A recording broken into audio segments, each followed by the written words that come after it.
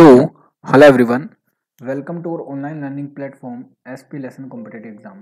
तो बच्चों हमारी सीरीज चल रही सक्सेस बूस्टर सीरीज जिसमें हम कंप्लीट कोर्स ऑफ फिजिक्स की बात करने वाले हैं। और आज का जो हमारा टॉपिक है बच्चों वो है इलेक्ट्रोमैग्नेटिक इंडक्शन, जिसमें हम पढ़ेंगे बच्चों एक तो पीरियोडिक ईएमआई और एक सेल्फ इंडक्टेंस। ओके, तो अगर आप इस चैनल पर नए हैं बच्चों तो प्लीज़ इस चैनल को सब्सक्राइब कीजिए और इस वीडियो को लाइक कीजिएगा। तो सबसे पहले बात करते हैं बच्चों पीरियोडिक ईएमआई के बारे में। तो सपोज करो एक रेक्टेंगुलर कॉइल है बच्चों जिसको आपने मैग्नेटिक फील्ड में रख दिया, ओके, जिसमें कैपिटल एन टर्न्स हैं।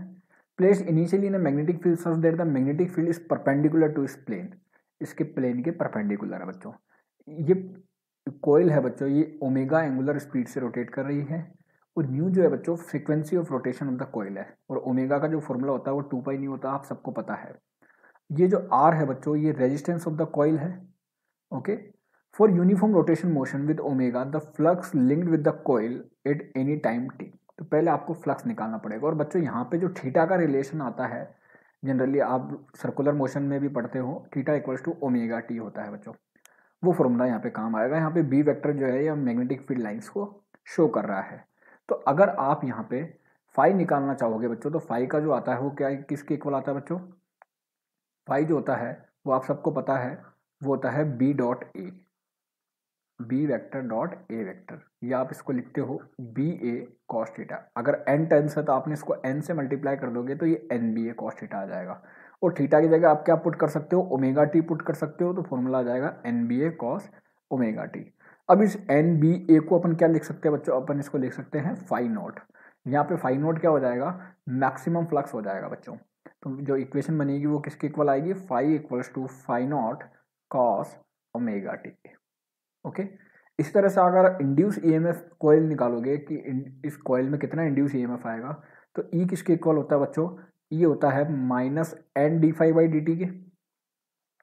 ओके, यहाँ पे एन आपने ऑलरेडी फ्लक्स में इंक्लूड कर दिया तो यहाँ इंक्लूड करने की जरूरत नहीं पड़ेगी आपको। सो जनरली आप करोगे minus D phi by D T, D by D T of phi की वैल्यू क्या रख दोगे बच्चों? N B A cos omega T. Okay, तो अगर आप इसको डिफ्रेंशिएट करोगे तो आपके पास क्या आएगा बच्चों? N B A omega sine omega T. Okay, इस एन बी ए ओमेगा को आप क्या लिख सकते हो बच्चों? मैक्सिमम ईएमएफ, या ईएमएफ का एम्पलीट्यूड हो गया ये। तो आपके पास जो इक्वेशन आ जाएगी वो आ जाएगी E equals to E naught sine omega T. Okay बच्चों, तो ये आ गया, देखो E equals to E naught sine omega T आ गया बच्चों। ओके, अब आप इस एन ई नोट की जगह आपने क्या पुट करा बच्चों? N B A omega E note के इक्वल है। एन बी ए किसके इक्वल है बच्चों? मैक्सिमम फ्लक्स के। तो ये आ जाएगा फाई नॉट इंटू ए। तो एन बी ए ओमेगा को और आप क्या लिख सकते हो? Phi not into A, where phi not equals to maximum flux, वो किसके इक्वल है? एन बी ए के। फिर अगर आप इंड्यूस करंट निकालोगे बच्चों इसमें, तो इंड्यूस करंट किसके इक्वल आएगी? I equals to E M F divided by resistance of the rectangular coil. तो ओके, तो ये आ जाएगा E naught sine omega T divided by R. इस ई नोट बाई आर को आप क्या लिखोगे बच्चों? मैक्सिमम करंट, वो हो जाएगी आई नोट साइन ओमेगा टी। बच्चों यही अल्टरनेटिंग करंट है। अल्टरनेटिंग करंट का सोर्स ही यही है कि अगर आप रेक्टेंगुलर कॉइल को यूनिफॉर्म मैग्नेटिक फील्ड में रोटेट कराओगे तो वो अल्टरनेटिंग करंट प्रोड्यूस करेगा। तो अगर आप अल्टरनेटिंग करंट चैप्टर पढ़ते हो तो सबसे पहले एसी का सोर्स यही बताया जाता है बच्चों। Okay, so I not equals to E not by R हो जाएगा, ये N B A omega by R हो जाएगा। इस एन बी ए को आप क्या लिख सकते हो बच्चों? फाई नॉट लिख सकते हो। तो ये हो जाएगा phi not omega by R. इसके बाद आता है बच्चों इंडक्टेंस। इंडक्टेंस क्या है बच्चों? इंडक्टेंस प्रॉपर्टी है किसी भी इलेक्ट्रिकल सर्किट की जो क्या करती है? Oppose any change in the current in the circuit. Okay, तो ये एक्चुअली में है रेजिस्टेंस जैसे ही। रेजिस्टेंस का काम भी यही है कि करंट को अपोज करता है, लेकिन इन दोनों में थोड़ा सा चेंजेस है, वो अपन लास्ट में देखेंगे कि इंडक्टेंस और रेजिस्टेंस में क्या क्या चेंजेस होते हैं। So inductance is an inherent property बच्चों, ये एम्स में आया हुआ है ये ए आर पैटर्न में, कि electrical circuit because it always be found in the electric circuit whether we want it or not. चाहे हम चाहे या नहीं चाहे, हमेशा मिलेगा आपको सर्किट के अंदर बच्चों। So straight wire carrying current with no iron part, बच्चों ये इंपॉर्टेंट है, ये लास्ट में भी बताऊंगा मैं आपको कि अगर किसी करंट कैरिंग वायर में जो स्ट्रेट वायर है उसमें अगर आयरन पार्ट नहीं है तो उसका जो इंडक्टेंस होगा उसकी वैल्यू लेसर होगी बच्चों, या मिनिमम होगी उसकी वैल्यू। फिर चौथा पॉइंट सबसे लास्ट और सबसे important, inductance is analogous to inertia in mechanics. Okay, because ये भी क्या करता है, सर्किट के अंदर या इलेक्ट्रिकल सर्किट के अंदर एनी चेंज ऑफ करंट को अपोज करता है, करंट के चेंज को अपोज करेगा। ओके, तो ये किसके एनालॉगस हुआ, मैकेनिक्स में जो आप इनर्शिया पढ़ते हो उसके एनालॉगस होता है। फिर बात आती है बच्चों सेल्फ इंडक्टेंस की। सेल्फ का मतलब होता है खुद का खुद ही में। तो whenever the electric current passing through a coil और circuit changes the magnetic flux link with its also change.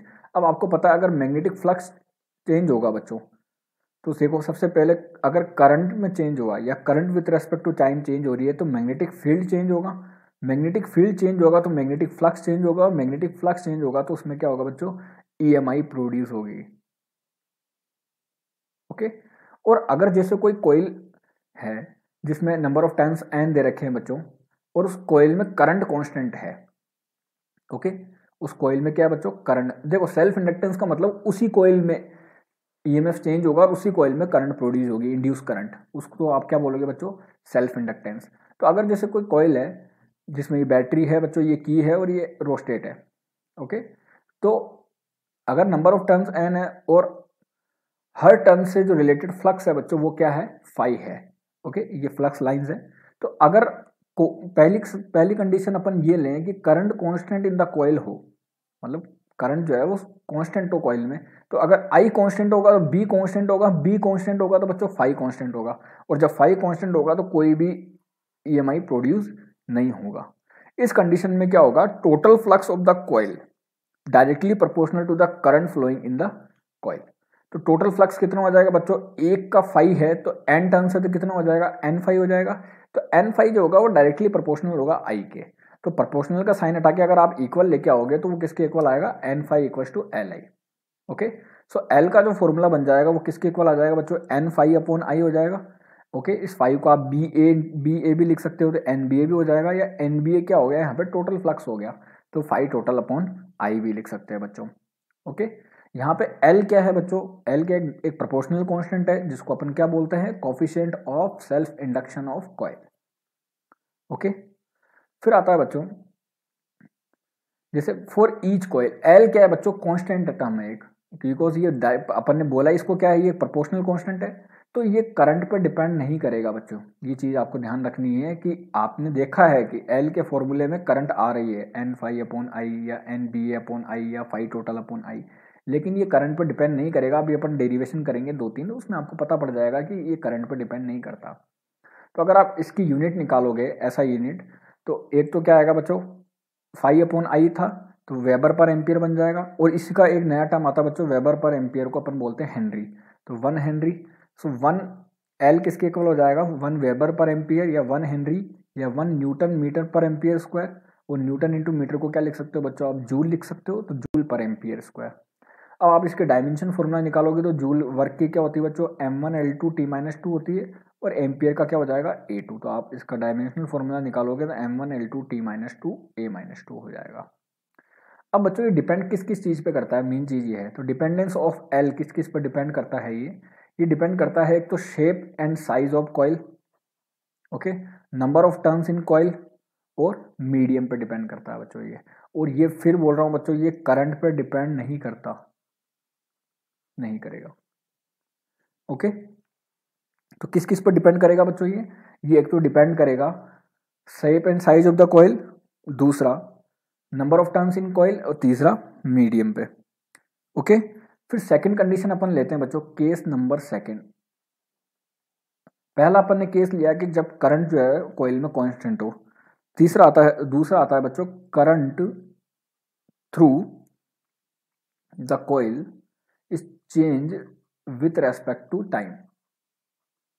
Okay, तो इस कंडीशन में क्या होगा बच्चों, अगर di/dt चेंज हो रहा है, मतलब करंट चेंज हो रही है, तो मैग्नेटिक फील्ड भी चेंज होगा, मींस dv/dt आएगा आपके पास।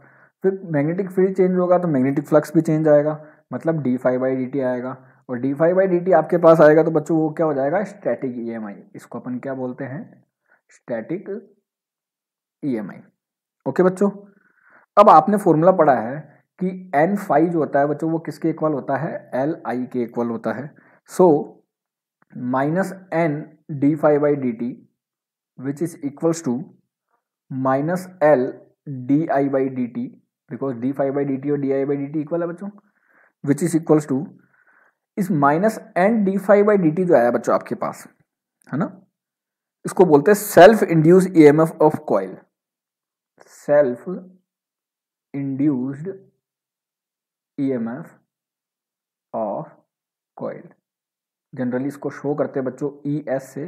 तो ई एस का जो फॉर्मूला आता है वो किसके इक्वल आएगा बच्चों, ये तो आपने पहले ही पढ़ रखा है, minus N D phi by D T, और नया फॉर्मूला आपके पास आया है minus L D I by D T. Okay, तो आपके पास नया फॉर्मूला, ये तो आपने पहले पढ़ रखा बच्चों लेंज लॉ में, minus N D phi by D T, और ये आपके पास आया minus L D I by D T. Okay, तो यहाँ से एल की एक यूनिट और निकल के आई बच्चों। देखो इस ई एस को आप क्या लिखोगे, वोल्ट में, तो वोल्ट किसके इक्वल हो जाएगा, एल की यूनिट आपको निकालनी है, करंट की वैल्यू हो गई एम्पियर और डी टी हो गया सेकेंड।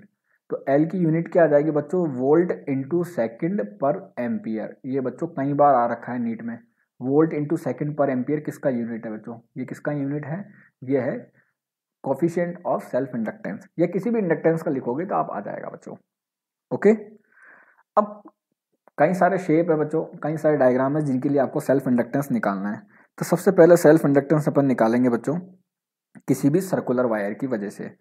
तो आपको पहले सर्कुलर वायर की वजह से निकालेंगे बच्चों, फिर आप निकालेंगे सोलेनॉइड की वजह से, है ना। ओके, तो सबसे पहले अपन देखेंगे बच्चों कि कोई भी एक सर्कुलर कॉइल है, ओके, जिसका रेडियस गिवन है आपको कैपिटल आर। ओके, अब कैपिटल आर अगर इसका रेडियस है और इसमें जो नंबर ऑफ टर्न्स है बच्चों वो कितने हैं, कैपिटल एन है, नंबर ऑफ टर्न्स। तो आप इसका एरिया लिखोगे तो कैसे लिखोगे बच्चों, पाई आर स्क्वायर। ओके, अब आपको पता है बच्चों कि यहाँ पे अपने को एल निकालना है, तो एल निकालने के लिए अपने को क्या चाहिए बच्चों, N B A upon I. Okay, अब बी का जो फॉर्मूला होता है बच्चों वो किसी भी कॉइल के लिए क्या होता है, म्यू नॉट एन आई ओवर 2r। ओके, तो अगर आप इसमें वैल्यू पुट करोगे तो n मल्टीप्लाइड बाई बी की वैल्यू कितनी निकाली आपने, म्यू नॉट एन आई ओवर 2r, ये आई नीचे ही है बच्चों, एरिया लिखोगे आप क्या आ जाएगा बच्चों, पाई आर स्क्वायर। अब देखो बच्चों यहाँ आई से आई कैंसिल आउट हो रहा है, तो इसका मतलब जो इंडक्टेंस है वो करंट पर डिपेंड नहीं कर रहा, चाहे सेल्फ इंडक्टेंस हो चाहे म्यूचुअल इंडक्टेंस हो, दोनों ही करंट पर डिपेंड नहीं करते। तो ये फॉर्मूला आ जाएगा म्यू नॉट, एक आर से और एक आर कैंसिल हो रहा है बच्चों, तो mu naught N square pi divided by 2। ये आपके पास क्या आ रहा है बच्चों, फॉर्मूला आ रहा है म्यू नॉट एन स्क्वायर पाई, एक आर और बच रहा है बच्चों, पाई आर बाई 2। ओके, ये आपके पास सेल्फ इंडक्टेंस का फॉर्मूला है, mu naught N square pi R by 2। अब बच्चों अगर वायर की लेंथ कांस्टेंट हो, वायर लेंथ कांस्टेंट हो बच्चों, देखना बच्चों ये डीसी पांडे का सवाल है, वायर लेंथ कांस्टेंट हो, इसका मतलब क्या हुआ, n इंटू 2 पाई आर, वो क्या हो जाएगा बच्चों, कांस्टेंट हो जाएगा। ओके, इसका मतलब अब 2 पाई तो बचपन से कांस्टेंट है, इसका मतलब नंबर ऑफ टर्न्स और रेडियस का जो मल्टीपल हो जाएगा बच्चों वो क्या हो जाएगा, कांस्टेंट हो जाएगा। ओके, इसका मतलब n जो होगा वो डायरेक्टली इनवर्सली प्रोपोर्शनल हो जाएगा 1/r के। ओके, और आपको पता है कि L जो है, यहां से इस फॉर्मूले से देखो बच्चों, L जो है वो डायरेक्टली प्रोपोर्शनल है n स्क्वायर r के। ओके, और यहां से आप इसको इस तरह से भी लिख सकते हो बच्चों, nr इंटू आर। ओके, अब अगर nr कांस्टेंट हुआ बच्चों, अगर nr कांस्टेंट हुआ, ये चीज कांस्टेंट हो गई बच्चों, nr इंटू एन, सॉरी, अब अगर nr कांस्टेंट हुआ तो L जो होगा वो डायरेक्टली प्रोपोर्शनल हो जाएगा n के, और n जो है वो किसके इनवर्सली प्रोपोर्शनल है, 1/r के, तो L जो होगा ये 1/r के इनवर्सली प्रोपोर्शनल हो जाएगा बच्चों। ये चीज, ये रिजल्ट आपको याद रखना है, अगर वायर की लेंथ कांस्टेंट हो सर्कुलर कॉइल में तो L जो होगा वो डायरेक्टली प्रोपोर्शनल होगा एन के और इन्वर्सली प्रोपोर्शनल होगा 1/r के। ओके बच्चों, तो ये तो हो गया किसी भी सर्कुलर कॉइल की वजह से आपने इंडक्टेंस निकाल लिया कितना आया। ओके बच्चों, अब अपन बात करते हैं किसी भी स्क्वायर लूप के लिए। तो स्क्वायर लूप के लिए अगर आप देखोगे, जैसे कोई भी स्क्वायर लूप बनाऊं, इसका मैग्नेटिक फील्ड बच्चों मैंने पहले आपको पढ़ा रखा है।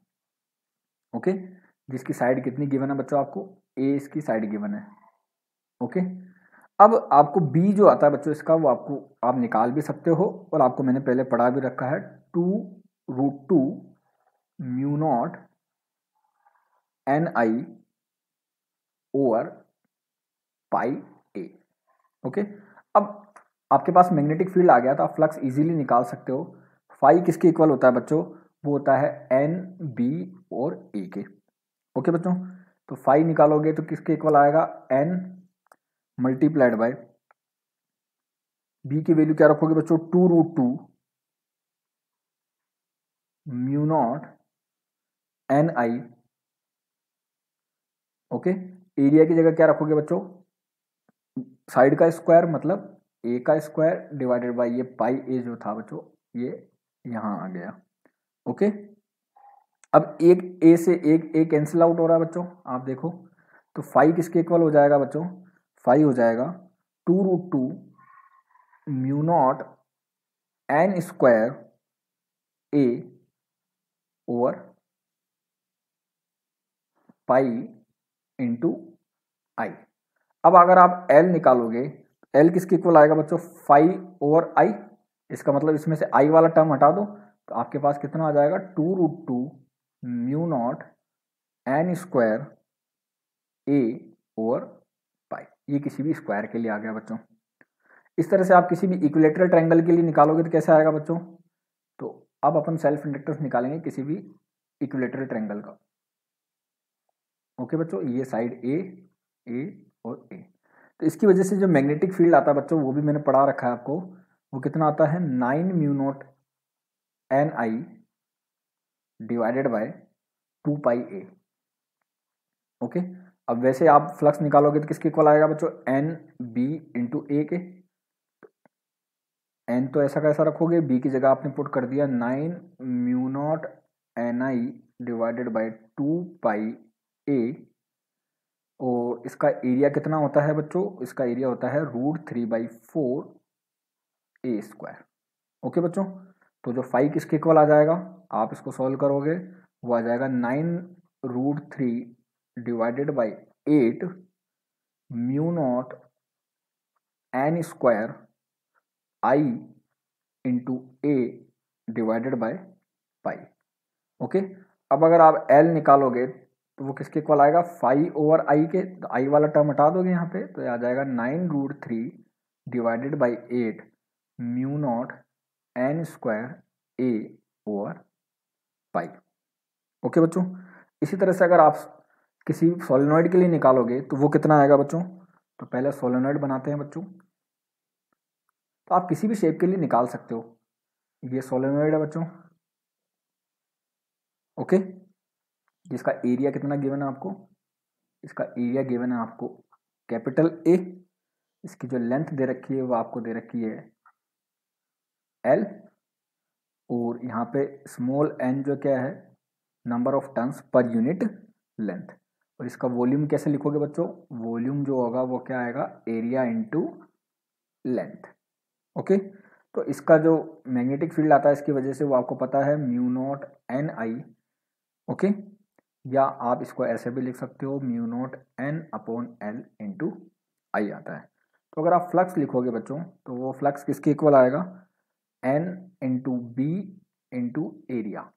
ओके, तो ये N आ गया बच्चों, इस B की जगह क्या लिखोगे आप, mu naught small n into I into area. Okay बच्चों, तो आपके पास क्या आ जाएगा, L किसके इक्वल आ जाएगा, 5/i। आई वाला टर्म हटा दोगे तो यहाँ पे आ जाएगा म्यू नॉट एन स्क्वायर ए।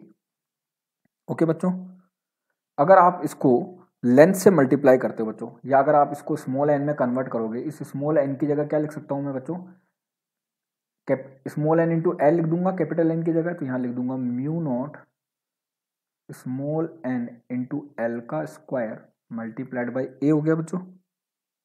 ओके, तो ये हो जाएगा म्यू नॉट एन स्क्वायर ए इंटू एल स्क्वायर। ओके बच्चों, आपने कैपिटल एन की जगह क्या पुट कर दिया, स्मॉल एन इंटू एल। तो ये एक फॉर्मूला और बन जाएगा आपके पास, mu naught N square A by L. Okay बच्चों, तो इस तरह से अगर आप निकालना चाहो तो किसी भी के लिए निकाल सकते हो बच्चों। फिर बात करते हैं नेक्स्ट,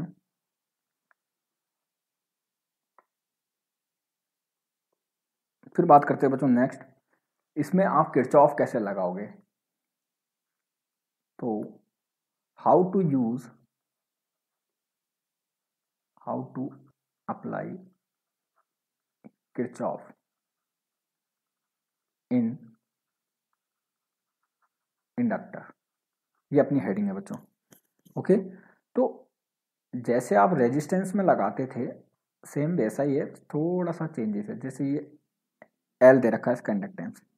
ओके, और अगर आप करंट की डायरेक्शन में जा रहे हो बच्चों, ओके, जैसे अगर आप एक करंट भी इस डायरेक्शन में जा रही है, आप भी इस डायरेक्शन में जा रहे हो, तो आप क्या लिखोगे बच्चों, minus L D I by D T. जैसे अगर रेजिस्टेंस में अपन जाते थे तो हम भी इस डायरेक्शन में जाते थे, करंट भी इसी डायरेक्शन में, या जब आप लूप में चलोगे तो यहाँ पे अपन लिखते थे माइनस आई आर, यहाँ पे लिखेंगे अपन minus L D I by D T. Okay, इस तरह से अगर आप करंट इस डायरेक्शन में और आप इस डायरेक्शन में चल रहे हो, मतलब करंट की अपोजिट डायरेक्शन में, तो आप क्या लिखोगे, प्लस का L D I by D T. Okay बच्चों, अच्छा ऐसा क्यों होता है बच्चों, ऐसा इसलिए होगा क्योंकि अगर आप जब करंट की डायरेक्शन में चलोगे, इसका मतलब यहाँ पे एक बैटरी है जिसका ईएमएफ ई है, और आप पॉजिटिव से नेगेटिव टर्मिनल की तरफ जा रहे हो। ओके, और अगर आप अपोजिट डायरेक्शन में चलोगे, इसका मतलब आप नेगेटिव से पॉजिटिव की तरफ जा रहे हो, इसलिए वो ईएमएफ सेकंड पोजीशन में पॉजिटिव आता है, फर्स्ट पोजीशन में नेगेटिव आता है बच्चों। इसके ऊपर एक एग्जांपल भी कर लेते हैं बच्चों। जैसे कोई भी एक करंट का एग्जांपल ले लो आप। जैसे कोई ये सर्किट आपको गिवन है बच्चों, ओके, और यहाँ पे ये इसका जो इंडक्टेंस है वो दे रखा है 1.5 हेनरी, और यहाँ पे जो रेजिस्टेंस है बच्चों वो दे रखा है आपको 10 ओम, और ये जो है पॉइंट ए है, और ये जो है वो पॉइंट बी है बच्चों। ओके, तो आपको बताना है, और करंट जो इंक्रीज हो रही है, मतलब आपको जो D I by D T given है वो कितना गिवन है, 2 एम्पियर पर सेकेंड। तो आपको बताना है V B minus V A कितना होगा, वोल्टेज डिफरेंस बताना है, potential difference V B minus V A वो कितना होगा बच्चों।